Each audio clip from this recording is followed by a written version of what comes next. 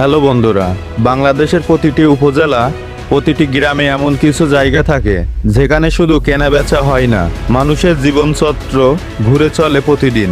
আজ দেখা যাচ্ছে রামপুর বাজার। এটা অবস্থিত শাসা উপজেলা, যশোর জেলা।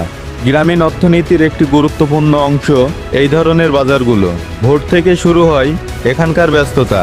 কৃষকের তাজা সবজি, জেলেদের মাছ, স্থানীয় ব্যবসায়ীদের নিত্য প্রয়োজনীয় পণ্য, সব মিলিয়ে তৈরি হয় এক জীবন্ত পরিবেশ। ছোট ছোট দোকান, ক্রেতাদের ভিড়, দরদাম আর কোলাহল, সবকিছু মিলিয়ে এ যেন এক চলমান জীবনচিত্র।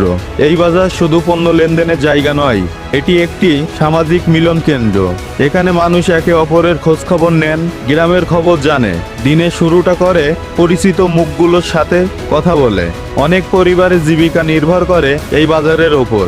একটি বাজার সচ্ছল মানে একটি এলাকার অর্থনীতির প্রভাব সচ্ছল। বাস্তবতা হলো আরো পরিকল্পিত ব্যবস্থাপনা, পরিচ্ছন্নতা ও আধুনিক সুবিধা যোগ হলে এমন বাজারগুলো আরো উন্নত হতে পারে।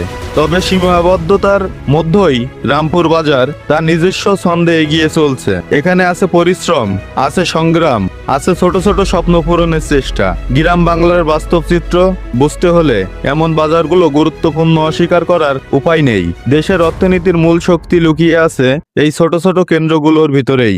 এটাই রামপুর বাজারের বাস্তব চিত্র। একটি সাধারণ গ্রামীণ বাজার, কিন্তু অসংখ্য মানুষের জীবন সংগ্রাম ও সম্ভাবনার প্রতিছবি। ভিডিওটি ভালো লাগলে অবশ্যই লাইক দিন, আপনার মূল্যবান মতামত কমেন্টে জানান, আর শেয়ার করে ছড়িয়ে দিন সবার মাঝে। এমন বাস্তবধর্মী কন্টেন্ট পেতে পাশে থাকুন।